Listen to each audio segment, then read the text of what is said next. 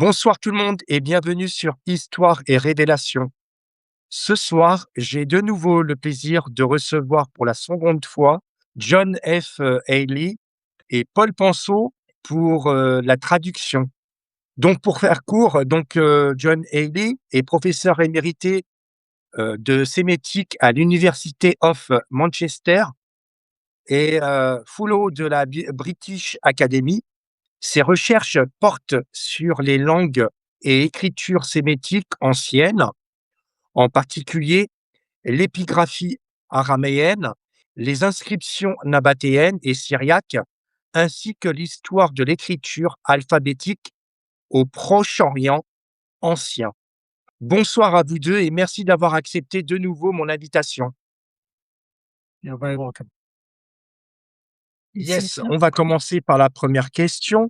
Lorsque l'on observe l'histoire des écritures sémitiques, quels sont les moments clés qui ont rendu possible l'apparition de l'écriture arabe? So when you watch the Semitic writings, what are the key moments that led them to the apparition that led from the Semitic writings to Arabic writings? What would be the key moments in the evolution of the writings? Okay. The agreed view, the view that almost everybody agrees today, is that the Arabic script, I prefer to use the word script because in English the word writing is a bit ambiguous, a little bit ambiguous. Script means the forms of the letters, and script and language are separate things. I think that's an important thing to begin with. That is that in theory, you can write any language in a variety of different scripts. The best modern example, I think, is that in Turkey, until the 1920s, they wrote Turkish in a form of the Arabic script. And then in the 1920s, they switched and changed to the Latin script. Donc le script, c'est différent du langage. Et par exemple, pour vous donner un exemple précis, donc John Healey parle de la langue turque qui était écrite jusqu'aux années 20 avec le script arabe et à partir donc des années 20 avec le script latin, l'alphabet latin.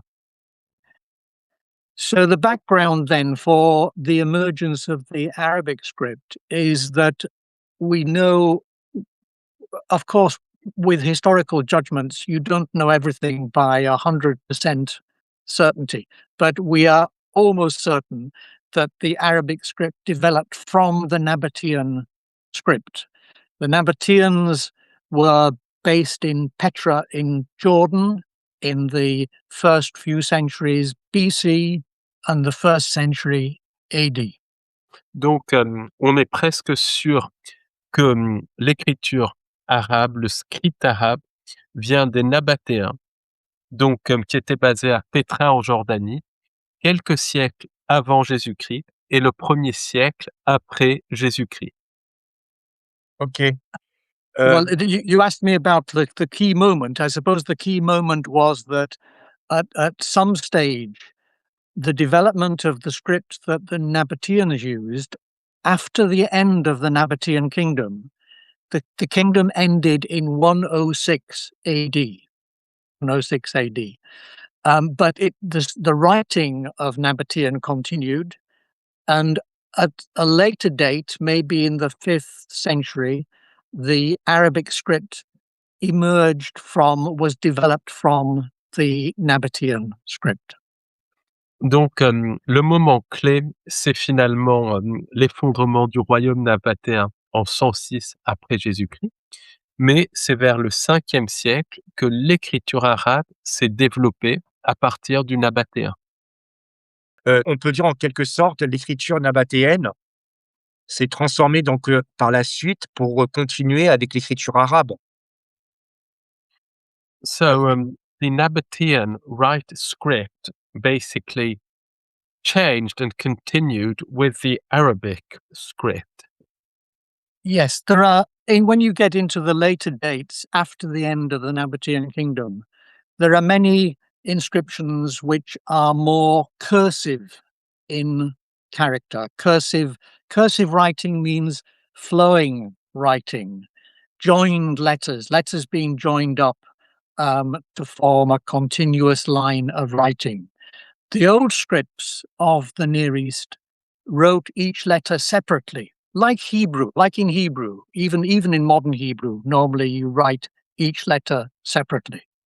But in the Nabatean script, they began to join the letters, and in the Arabic script, this was continued, and this led to the development of the Arabic script.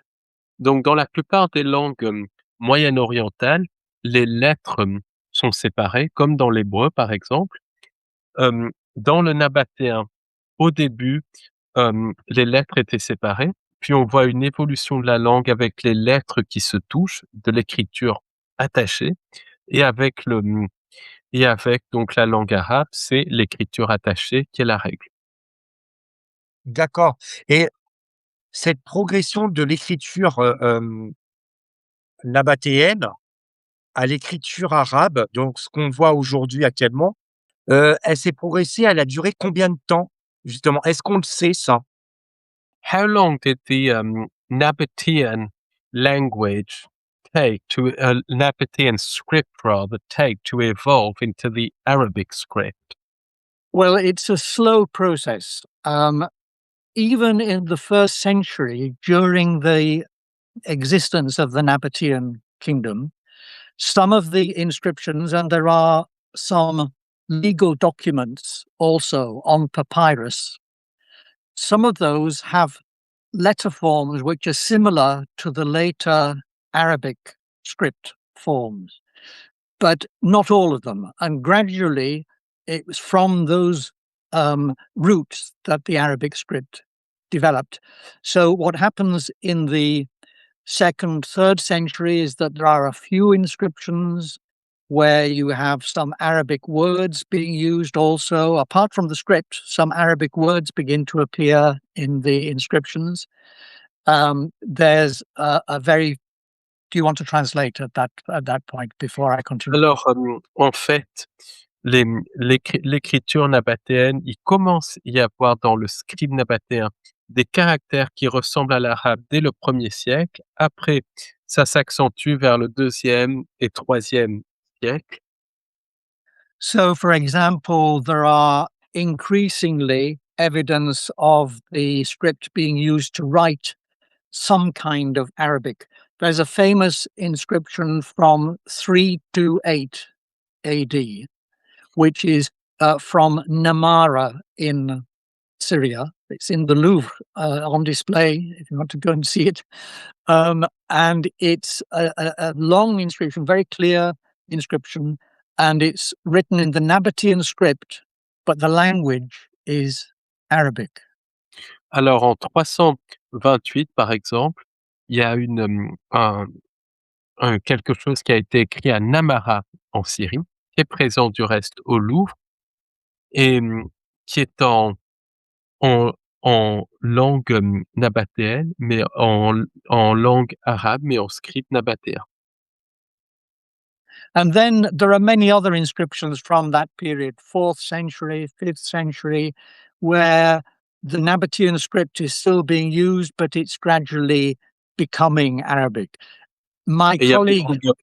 il y a beaucoup d'autres textes du 4e, 5e siècle où le script nabatéen est utilisé, mais où il est en train de devenir de l'arabe. My colleague Leila Nehme in Paris calls these inscriptions, she calls them developing Arabic inscriptions, en développement.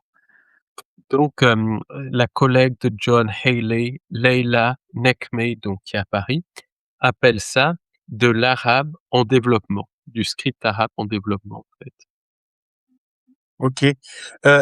Quels sont les traits, graphiques précis qui relient directement le nabatéen aux premières formes de l'arabe écrit?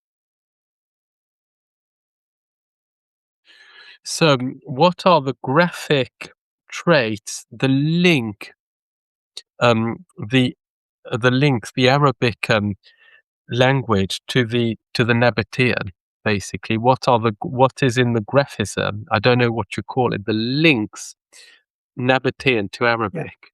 Yeah. Okay, I think we need to go back in time a little bit first. The Aramaic was spoken in the Near East throughout the first millennium BC in different places, and it Donc, was used as an international language, lingua franca. Donc, il faut remonter le temps. Donc, le premier millénaire avant Jésus-Christ, l'araméen était utilisé comme une langue internationale au Moyen-Orient. Donc, une lingua franca, ça s'appelle. Yeah. In the middle of the millennium, under the Persian Empire, it was very unified, and the Persians were using Aramaic as the international for their communications. They had colonies in Egypt and in Turkey and all over the Near East, and they used Aramaic as the language of communication.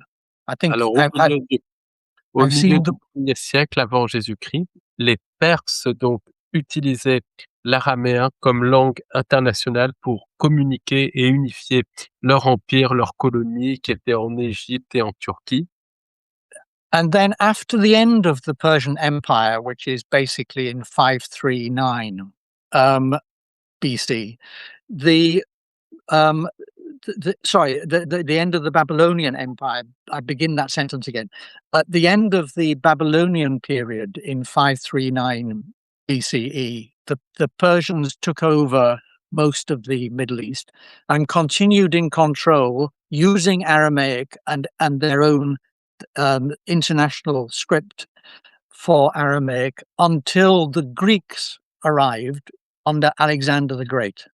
Alors, donc, en 539 avant Jésus-Christ, donc à la fin de l'empire babylonien, l'empire perse a pris le contrôle de tout le Moyen-Orient et a utilisé donc à la fois leur langage, mais aussi l'araméen, donc comme langage international jusqu'à l'arrivée d'Alexandre le Grand. So when Alexander arrives in 330 BC, the Persian Empire disappears and the unity of Aramaic also disappears. But Donc quand Aramaic, Alexandre le Grand arrive en 330 avant Jésus-Christ, l'empire perse disparaît et l'araméen disparaît et est remplacé par le grec, en fait. yeah, exactly replaced by Greek. Greek became the international language. But at a lower level, among ordinary communities, different dialects of Aramaic existed in different places. For example, Urfa in southern Turkey, Jewish Aramaic in Palestine, Palmyrene Aramaic in Palmyra in Syria, and many others. But one of those dialects was the nabatéenne dialect of Aramaic. Donc il y avait plusieurs dialectes d'araméen, l'araméen de Palmyre, l'araméen hébreu, donc en Palestine, et parmi ces dialectes, il y avait le nabatéen. So the Nabateans seem to have been a people who came, the rulers of Nabatea seem to have come from outside Jordan, from the south. There's good evidence that the royal family, the dynasty of the kings, was an Arab dynasty, or a North Arabian dynasty anyway, which came into Jordan and founded the kingdom of Petra. And when they arrived, they found that Aramaic was the sophisticated language, if you like, the written Donc language. There was no written Arabic at that time. donc la dynastie des rois nabatéens, en fait, en Jordanie, venait probablement du sud, donc étaient arabes. Et quand ils sont arrivés donc en Jordanie, les rois nabatéens sont rendus compte que l'araméen, c'était un petit peu le langage des élites et des choses comme ça, puisqu'il n'y avait pas d'arabe écrit à l'époque. So there is then some discussion. It's uncertain. A lot of people think that the elite in Nabatea did not, they used Nabatean Aramaic and its script for their official communications, but that at a lower level, many of the ordinary people spoke some kind of North Arabian language. Donc, en fait, chez les nabatéens, donc l'élite utilisait l'araméen nabatéen, le dialecte nabatéen de l'araméen, et les gens ordinaires, la base de la pyramide, utilisaient une langue qui venait de la péninsule arabique, en fait. Yeah. So this is the transition then because you've got a strong presence of Arabs and probably of Arabic language alongside the Aramaic language and the writing system which was inherited from Aramaic. Donc, il y a une forte présence arabe au milieu du langage araméen et du système d'écriture hérité de l'araméen.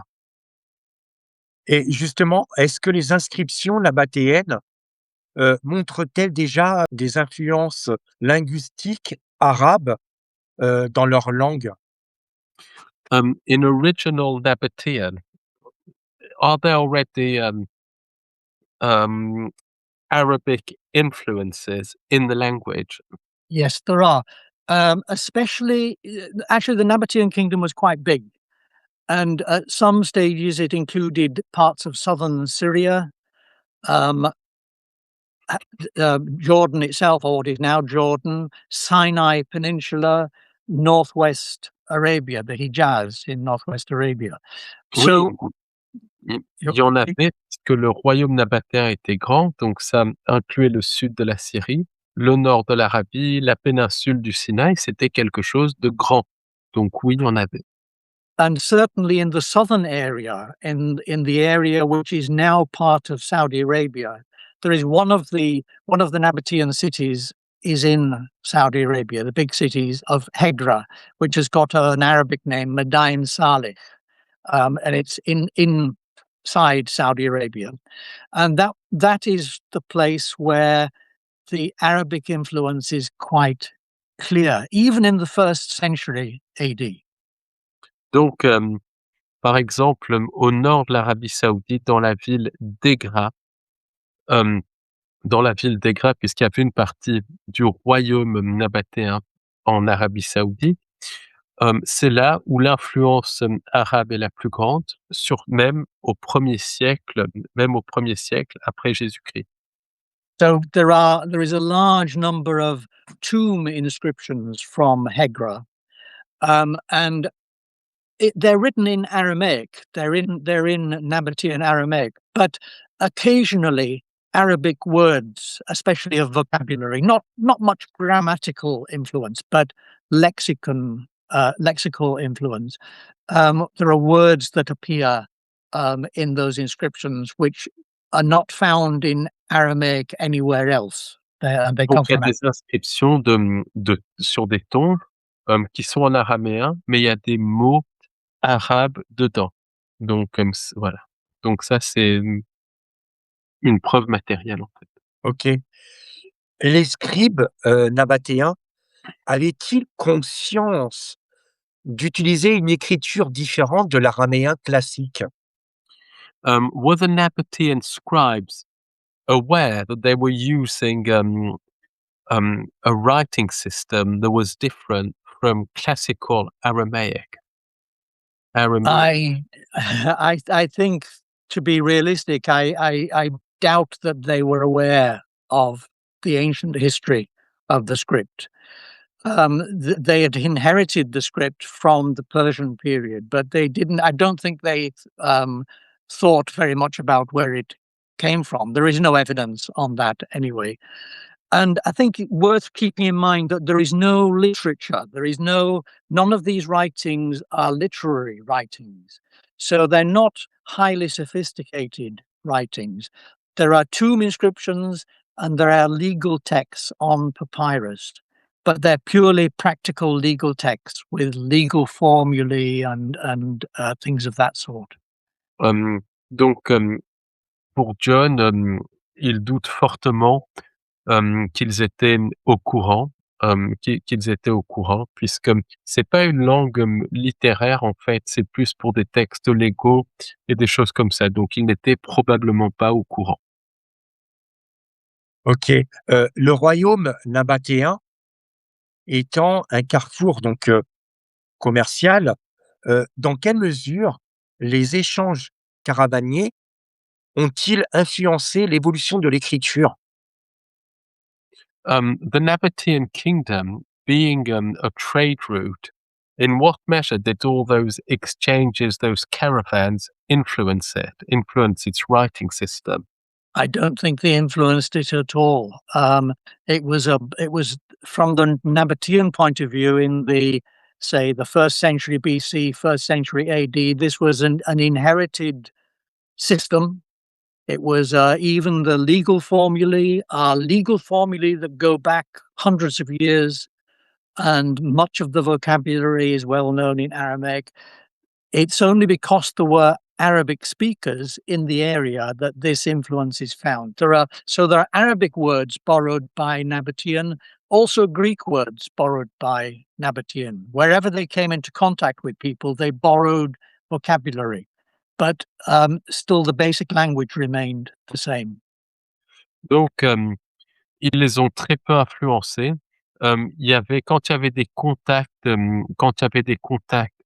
avec d'autres peuples, il y avait des mots qui étaient empruntés à d'autres peuples, mais la langue de base est restée la même. They did have D'accord. they did have wide contacts, of course, and in fact, they took their writing system all around the Mediterranean.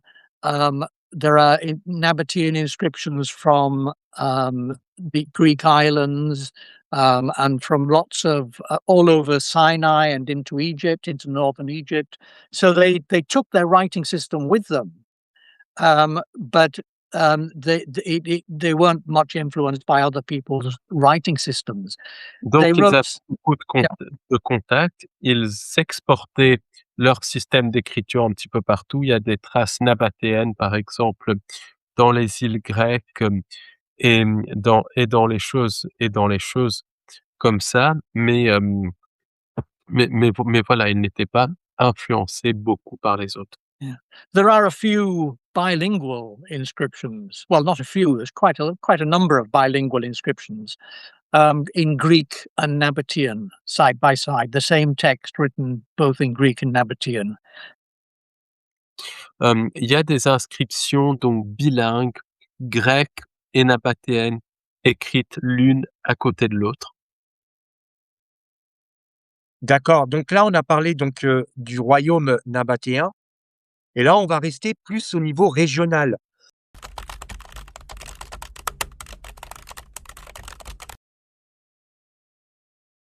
So, are there variations of the Nabatean writing from town to town and along the commercial routes? There is variation, but it's not a simple procedure. It's best for me to illustrate this from Syria. There was a Nabatean area of Syria. Il y a des variations, mais ce n'est pas quelque chose de simple. Et John va illustrer ça avec la Syrie. But Syria had been an Aramaic-speaking area for 1,000 years before the Nabateans came, and it had many established writing systems. La Syrie donc parlait l'araméen avant que les nabatéens arrivent, et écrivait l'araméen avant que les nabatéens arrivent, et il y avait plusieurs systèmes d'écriture en Syrie. So there are some inscriptions from southern Syria which are counted as Nabatean. They're more or less Nabatean, but they're in a different style of script from the style used in Petra? Alors, il y a des inscriptions qui sont qualifiées de nabatéennes dans le sud de la Syrie, mais dans un style différent qu'à Petra en Jordanie. Existe-t-il des inscriptions qui montrent une transition graphique très claire entre nabatéen et arabe?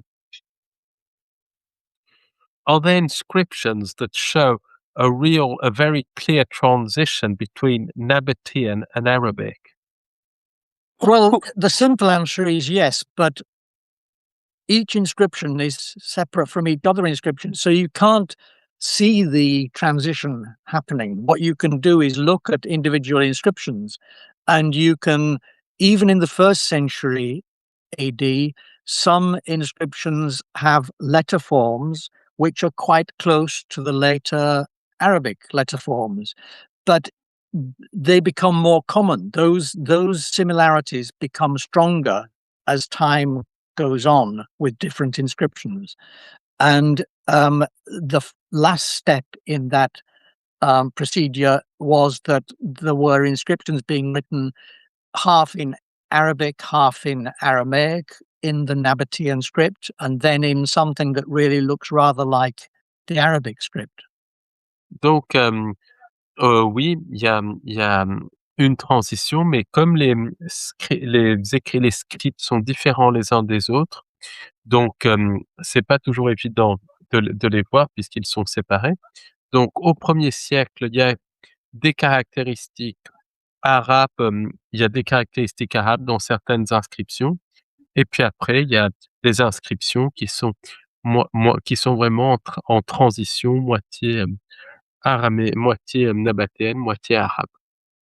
And in recent times in Saudi Arabia, northwest Saudi Arabia, there have been found quite a lot of inscriptions which are probably best understood as being really in Arabic in pre-Islamic times.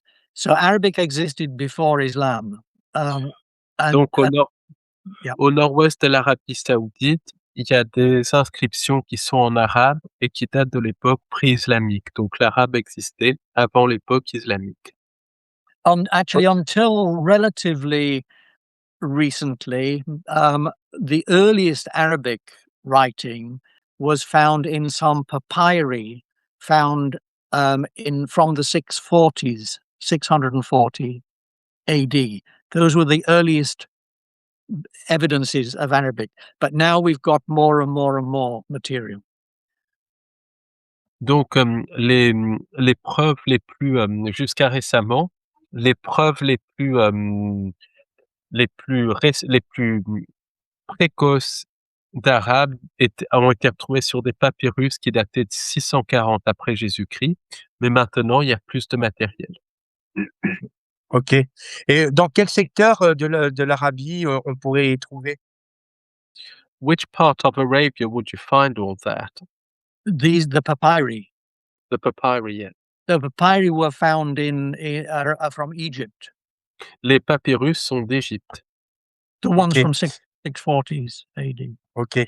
Ceux Je de vais avoir une 600 question, après je vais passer, j'aurai une question plus tard sur, l'alphabet, ougaritique. Later, Jellica will have a question on the Ugaritic alphabet. Right. Les inscriptions funéraires nabatéennes révèlent-elles des indices sur, la diffusion sociale de l'écriture?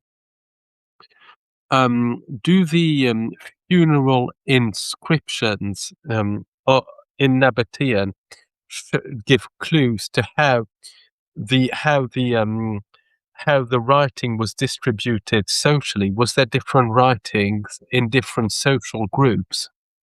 Well, the inscriptions on tombs don't really show that at all, because they're monumental inscriptions written for prestige purposes. They're meant to look good on the front of a tomb. They're written on the fronts of tombs. So they're done by masons, specialists who were specialists in writing and carving these inscriptions.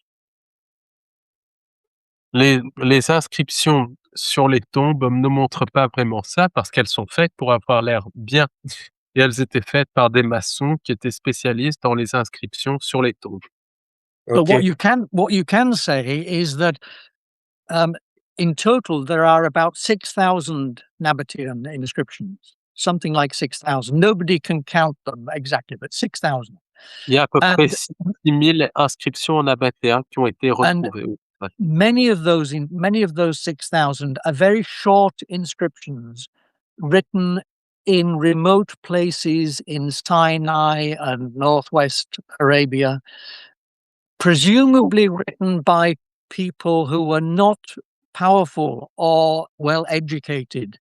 So Alors, il y a donc 6 000, inscriptions. Certaines, sont très simples et ont été découvertes dans le Sinaï et dans le nord-ouest de l'Arabie et elles étaient vraisemblablement écrites par des personnes qui n'étaient pas puissantes et bien éduquées. yeah, so there is a good indication that literacy was quite widespread to a limited extent.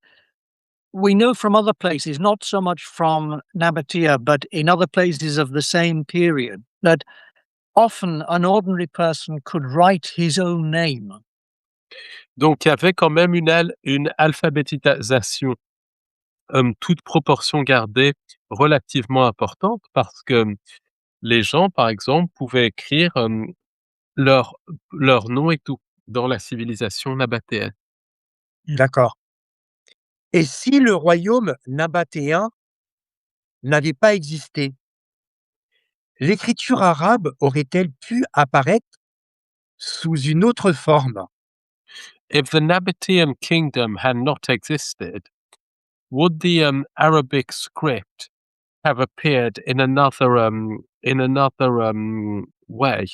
It's, it's a good question. That's a very good question, and I think probably it would have developed. There were other scripts available which could have been used as the basis for writing Arabic.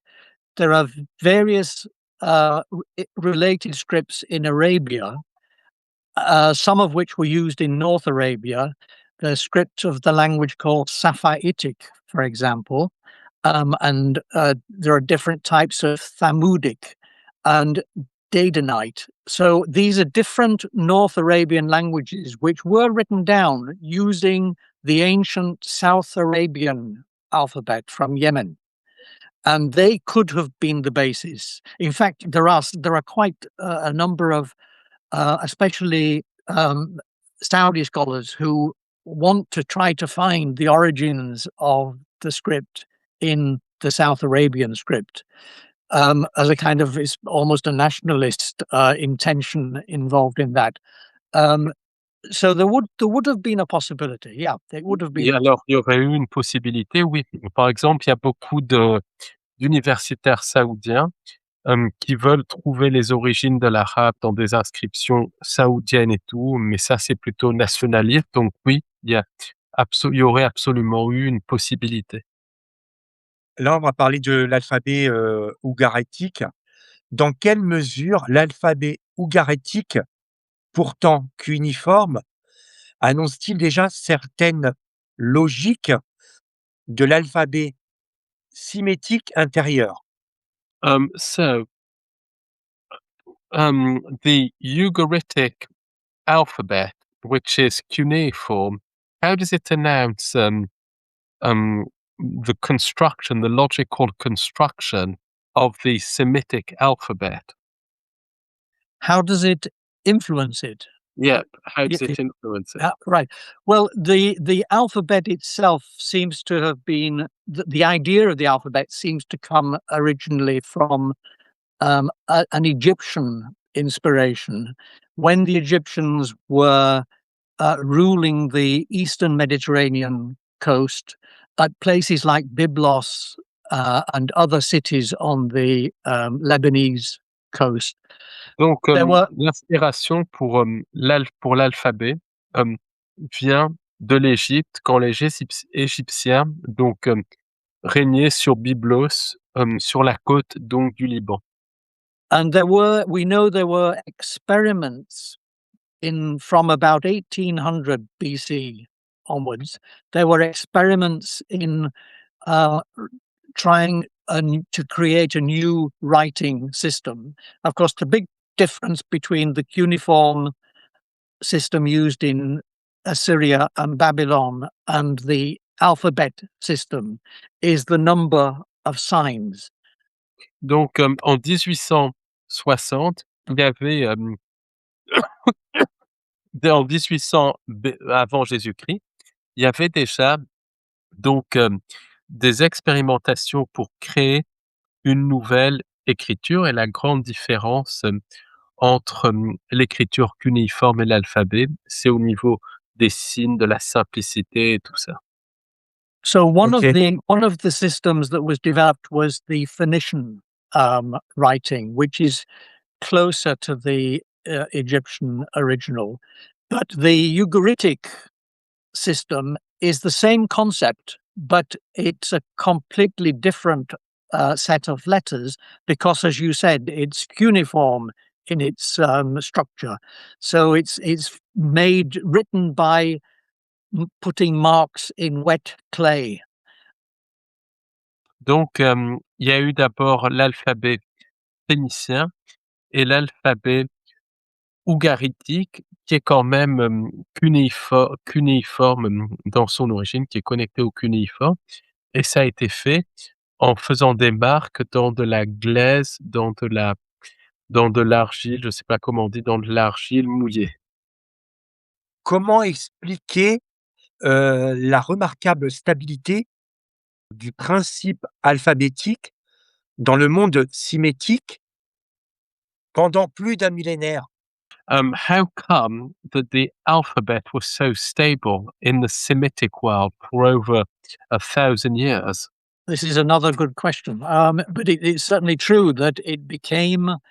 I suppose the big advantage of the alphabetic system is that there are 26, I think in Ugaritic it's 28 letters, but not a large number of different letters.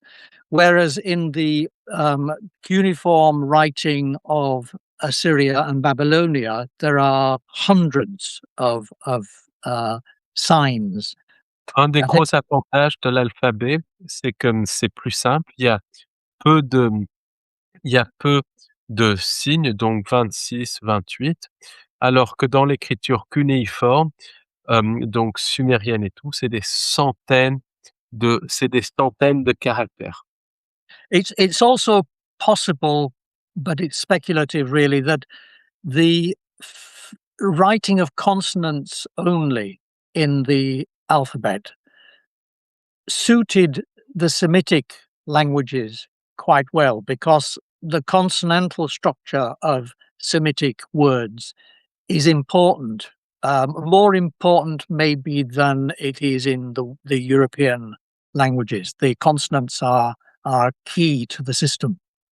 Alors, aussi, ce cas, c'est que c'était que des consonnes dans l'alphabet, sé sémitique et justement, hem, les consonnes sont les clés du système, donc ça a peut-être joué aussi dans la stabilité.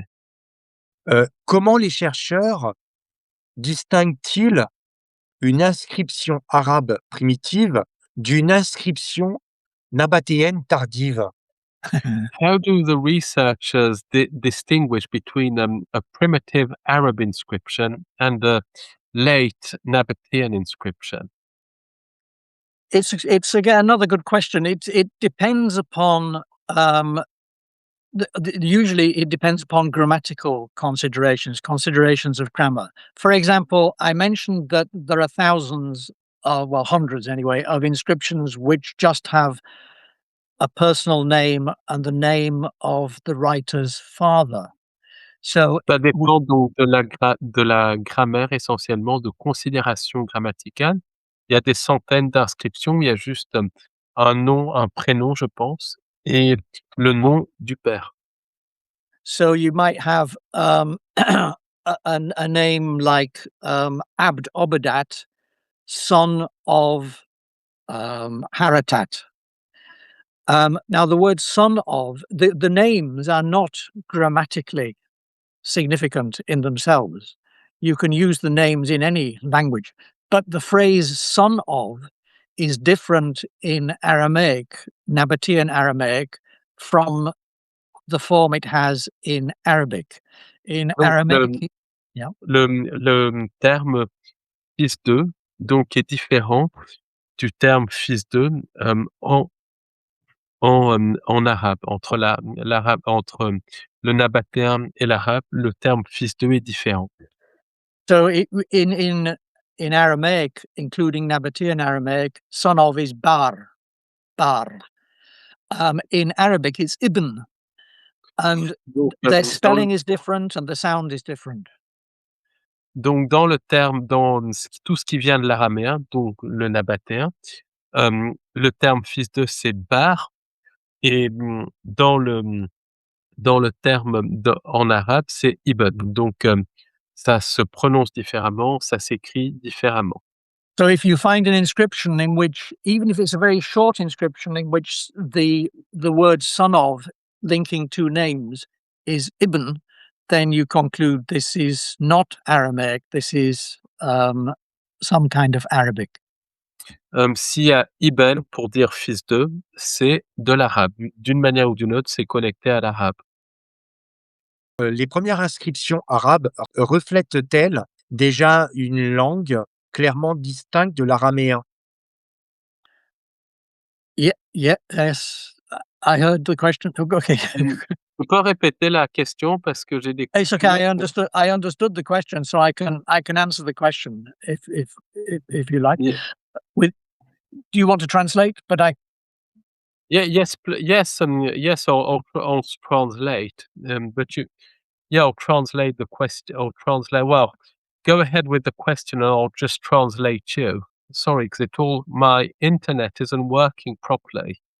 no. J'ai Okay. pas compris, Paul. So both in writing. If in order to concentrate on the question, you would have to write both languages in the same script, so that you would then have to ask the question: is this script being used for Arabic or is it being used for Aramaic?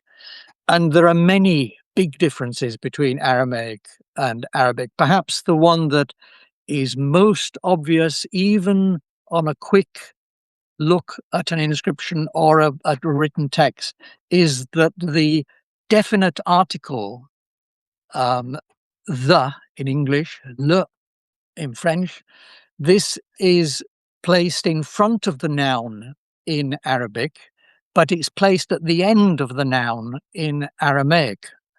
Donc, ce qui est la grande différence entre l'arabe et l'araméen, c'est que l'article défini est avant dans l'arabe, avant le nom dans l'arabe et après le nom dans l'araméen. But there are many other examples that you could indicate. That's just the obvious. Et il y a beaucoup d'autres exemples aussi. Les premières formes d'écriture arabe étaient-elles comprises dans tout le monde arabe ou restaient-elles locales? So, were the writings local or were they everywhere in the Arabic world? Well, I first of all, I have to say I'm not really an expert on as we get into the later period, but my understanding is that when the necessity was by the Islamic community was recognized of writing down texts in a standard authoritative way, then early scholars in the Islamic community devised a more regularized way of writing. So the slightly chaotic earlier Nabateo-Arabic, developing Arabic, was then regularized. And we know that, of course, maybe again in one very obvious aspect, Arabic has some sounds which don't exist in Aramaic. So when the when they borrowed the Aramaic writing system, it was not really very suitable for Arabic. So the scholars decided on a system to solve this problem, which was to put dots above some letters to indicate special pronunciation. Donc, pour faire simple, quand donc il y a eu le passage à l'arabe, pour indiquer les différentes prononciations, des points ont été mis au-dessus des textes. Yeah. So, for example, the Arabic ayin, there are two consonants in Arabic, ayin and ghayn, ayin and ghayn. They both use the same basic letter borrowed from Aramaic, but they're distinguished by the addition of a dot. Il y a vraiment, par exemple, différentes expressions qui se distinguent par l'ajout d'un point. C'est ça, Yeah. c'est ça aussi une grande différence, qui joue dans la prononciation, dans l'expression. Yeah. OK. L'écriture arabe primitive était-elle déjà utilisée pour des textes longs ou principalement pour des inscriptions brèves? Was ancient Arabic used for basically long inscriptions, or was it or long scripts, or was it for brief scripts? Well, I think it's true to say that before the Islamic period, it was always used for short writings, either on stone or in legal texts. And usually these legal texts are just one page of papyrus. But of course, in the Islamic period, the first text that needed to be written down carefully, beautifully, without any reading problems was the Quran. Donc, avant l'époque islamique, donc c'était plutôt des textes courts, mais après l'époque islamique, le texte qui devait être bien écrit et de manière très belle, c'était le Coran. Peut-on dire que l'écriture arabe est née d'une adaptation pratique plutôt d'une invention volontaire? Was Arab writing a voluntary invention, or was it because it was more practical? Well, basically, I suppose, like all key moments in history, the fact that the Holy Quran was written down in this script, this gave the script, which had been borrowed originally from Aramaic, given to this script was a great prestige and a kind of holiness of its own character. It was the same with Hebrew, because the Hebrew Bible was written down in a particular script. This gave the community reverence for that script and use of that script and imitation of the excellent style of the language. So, and before, many of the people who were converted to Islam didn't have writing before the Islamic period. Writing was one of the things that Islam brought to the whole of the Islamic world. Alors, avant la période islamique, donc, l'écriture n'existait absolument pas. Et c'est la période islamique qui a apporté où il y avait très peu d'écriture, il y en avait, mais très peu. Et c'est la période islamique qui a apporté l'écriture à tout le monde arabe. Donc là, on va parler de mythes, idées reçues et débats scientifiques.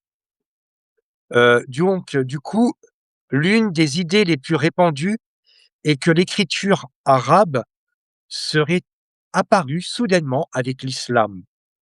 Pourquoi cette idée est-elle historiquement incorrecte?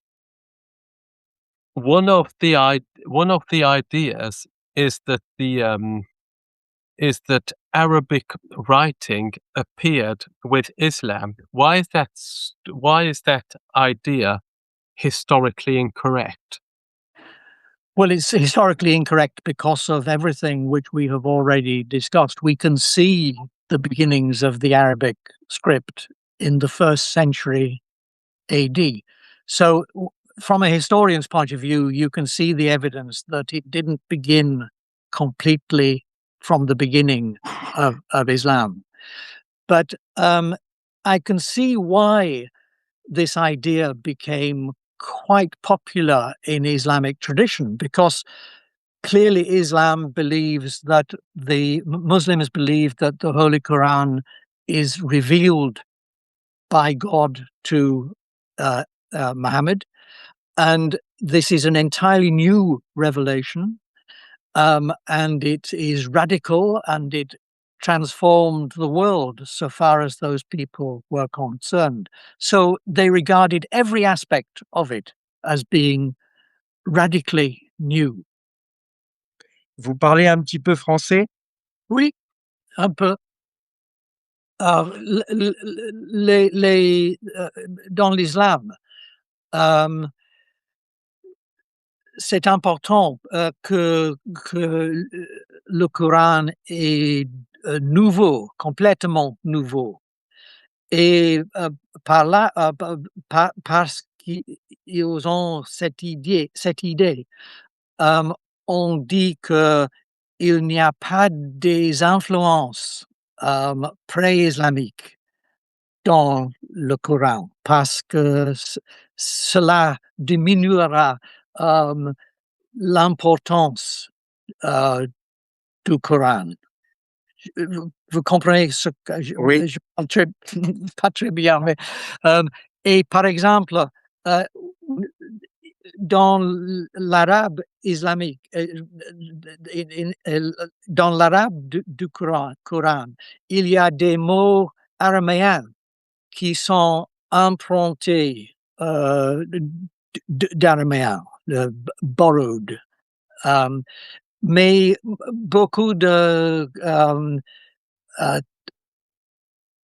scholars, écoles, les grands hommes de les écoles du monde arabe n'aiment pas l'idée d'accepter que quelques mots du Coran viennent de l'araméen, parce que pour eux,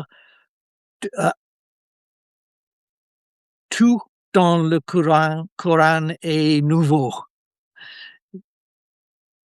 Vous comprenez ce que Oui, j'essaie dire? oui, j'ai compris. Oui, très bien. Et c'est vrai que c'est compliqué au niveau recherche et au niveau aussi, de pas les froisser non plus parce que c'est un sujet quand même qui est assez sensible. Oui, ah oui, c'est très bien. C'est très vrai, oui. Mais par exemple, dans l'Arabie saoudite, il y a beaucoup de professeurs et étudiants pensent comme moi ces sujets. C'est seulement un groupe de Fanatique, well, maybe not fanatic, conservatrices, conservateur. conservateurs, oui. Non, pas fanatique, mais traditionnel. Oui, Oui, oui. Mais c'est même chose pour la communauté juive, parce qu'il y a pendant les Juifs, il y a quelques-uns qui pensent que euh, le Dieu parlait l'hébreu en paradis. Et Adam et Ève parlaient hébreu, mais ce n'est vrai. L'hébreu n'a existé à ce point de l'histoire. Mais c'est bon. Je suis chrétienne, mais nous avons les mêmes préjugés. oui. Vous trouvez intéressantes les questions? Oui, oui. euh, un peu difficile quelquefois. Mais moi, j'adore tout ce qui est histoire et c'est pour ça que je trouve ça très intéressant et je voulais vous remercier, d'avoir accepté, d'avoir pris le temps pour pouvoir échanger vos travaux et vos recherches parce que, je trouve que c'est important de pouvoir, le partager, Oui, surtout avec un communiquer. public francophone Oui, oui, parce qu'ils ne connaissent pas ces sujets-là, les Français oui, oui, je comprends, oui, oui. et moi, ce qui me choque pour moi en tant que Français, aussi bien que vous et monsieur Finkel, vous êtes connu à l'international, mais en France, il y a personne qui vous connaît et vous savez pourquoi, vous le savez pourquoi? Well, les professeurs de Collège de France et de l'académie, ils me connaissent. Mais pas le public. Non, non, pas le public. Mais ici aussi en Angleterre, pas de public, me connaît. Heu, pas du tout. C'est triste et c'est pas Oui, normal. oui. Nous la télévision fait des programmes qui j'ai partagé, p en les programmes télévisuels, de temps en temps en français, même, il y a quelques ans. Mais en français, vous disiez haute vulgarisation, I think. Oui, this explanation pour les gens non non experts, people who are not experts. Yeah. Sorry, my French is failing. Bon, qu'est-ce qu'il fait monsieur Paul? De toute façon, nous aurons encore l'occasion de faire d'autres vidéos. Que vous partagez, c'est très intéressant. Pour un sujet comme cela d'aujourd'hui, l'alphabet, hem, il y a besoin D'étudier? dessin, il faut voir, les exemples. Oui, Oui, c'est plus facile d'expliquer avec les exemples, visibles. oui. Quelles sont les principales idées reçues sur les origines de l'écriture arabe que les chercheurs épigraphiques ont permis de corriger? What are the principal, um, uh, how could I say it? Myth that the epigraphic researchers have corrected on Arabic writing? Well, I think we have touched on this already. That is that, um, 100 years ago, it was not known that the Arabic script developed from the Nabateans. It will take maybe another 100 years before it becomes popular knowledge through programs like this program. Donc, cela prendra de nombreuses années avant que voilà, que ça devienne quelque chose de commun par des programmes comme le programme de Gélico. OK. Une une question et après terminé. Enfin, après toute une carrière consacrée aux inscriptions, aux écritures anciennes, qu'est-ce qui continue encore de vous fasciner dans l'étude de ces textes gravés il y a plus de 2 millénaires? What continues fascinating you with all those texts, that were written over 2000 years ago? That's a very good question. Très bonne question, Gélico. It is. I find it an easy question to answer because I know what I like. Um, what I like is when I find texts written by ordinary people and I can get some insight into their lives. For example, this afternoon I was looking at a nabatéenne papyrus in which a woman is selling an orchard, a small farm, to somebody else, and she describes in the legal text. There is a description of the farm, and this is from a small village near the Dead Sea. It's not. She's not somebody important. She's just an ordinary woman who owns a few bits of land and she's selling it. This, for me, is what I enjoy, the insight into the ordinary life of somebody like this. Moi, ce que j'aime beaucoup, c'est en fait, les choses dans les choses, la vue sur la vie ordinaire. Par exemple, sur des gens ordinaires et tout, c'est ça qui est le plus intéressant, selon John.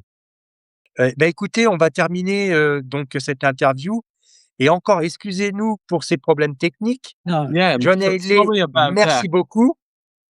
no problem. Paul, merci, pour, la traduction. Je vous donne rendez-vous d'ici quelque temps pour qu'on puisse continuer, de faire une deuxième partie parce que je n'avais pas encore terminé. J'ai encore Oui, d'autres oui et questions puis qui sont intéressantes avec sur ce cette sujet. fois, je mettrai, un système bis parce que c'est vraiment pénible tous ces problèmes internet et tout donc je vais changer ça. John Henley, thank you, merci beaucoup. Thank you, both of you. Both of you. Thank you. Tous Thank les deux. thank you very much, John. Merci, n'oubliez pas de partager et de liker la vidéo. Je vous dis à très bientôt, portez-vous bien. Bonne soirée à vous. Au revoir.